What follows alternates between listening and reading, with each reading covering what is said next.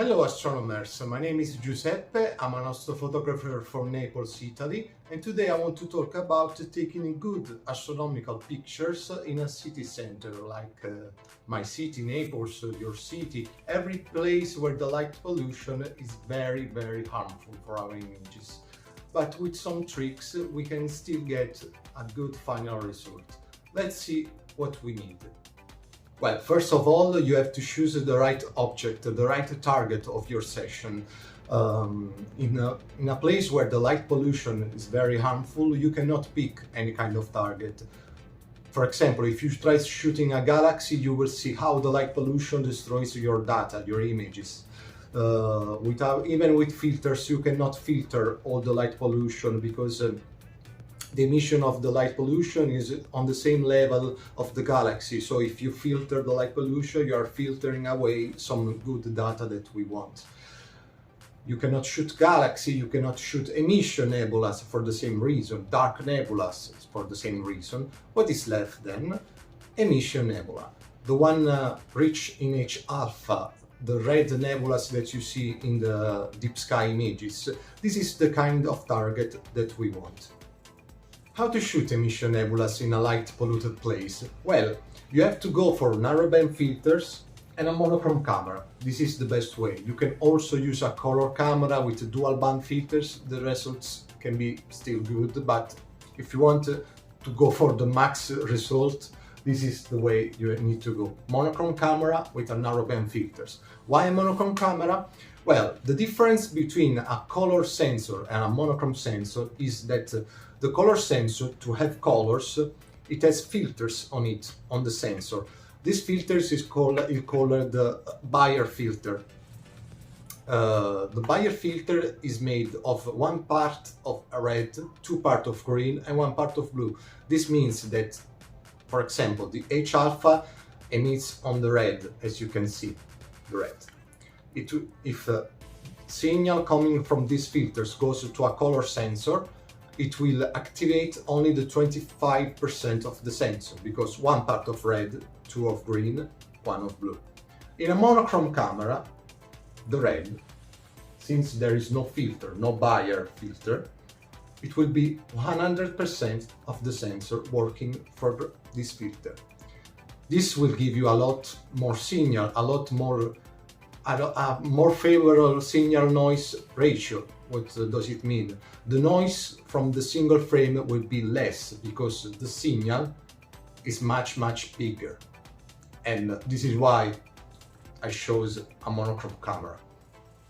Before, the monochrome camera was just using a reflex modded to do astrophotography, but the results were very poor. You can see here a frame difference of the noise between the reflex and this monochrome camera, the QHY294M Pro, which I want to discuss a little bit because in my opinion is one of the best camera you can get for its price, and if you are shooting under very severe light pollution condition, it can help you a lot, but even under a good sky, because I even tried that on a trip. I went to Tuscany, Maremma, Toscana, and the results were amazing. I shot the Dolphin Nebula, which is a very hard target from here in Italy, and in just 2 nights it gave me incredible results, as you can see from the images.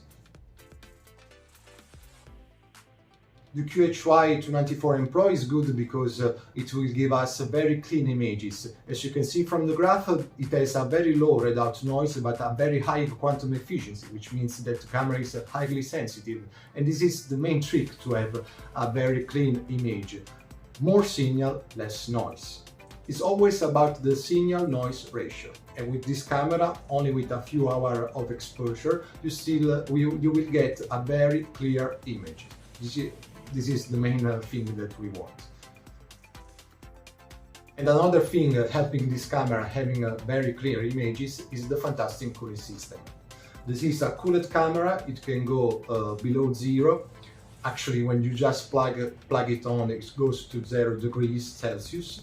And this help us having low noise in our images, because the more hot the camera is, the more noise will give.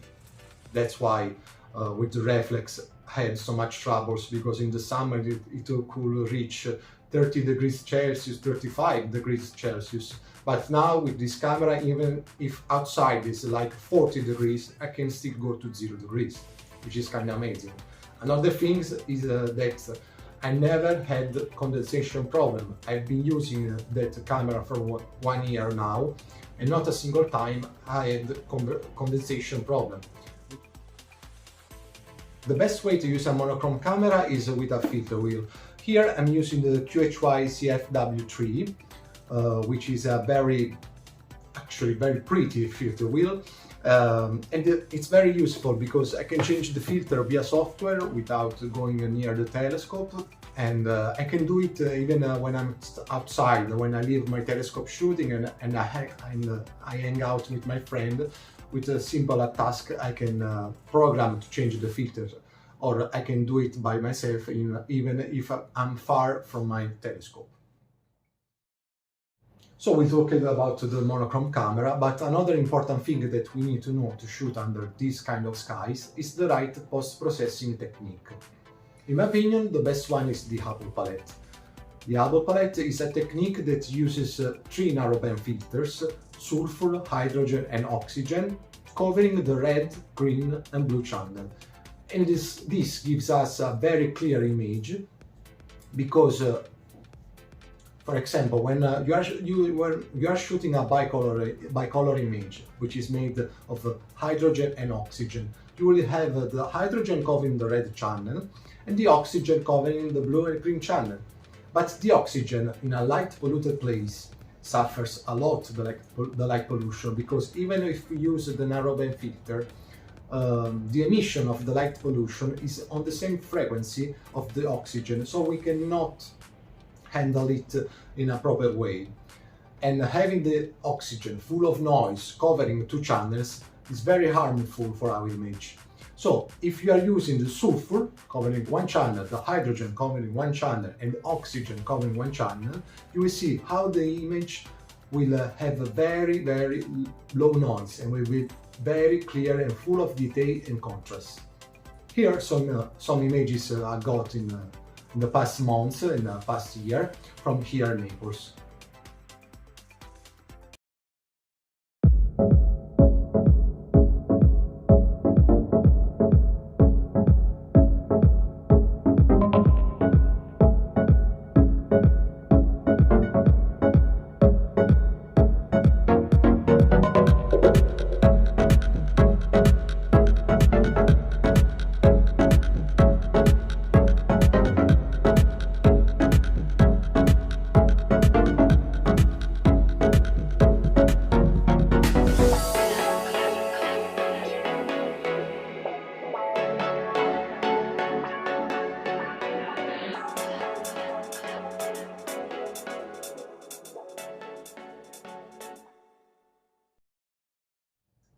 I hope this video helped some of you starting, or some of you that already started this adventure, this amazing hobby, to figure out how to deal with the light pollution, which way to grow, which way to go to handle in a better way the light pollution. And I hope that our enemy, common enemy, will be less scary for you. Have a nice day, and see you next video. Bye.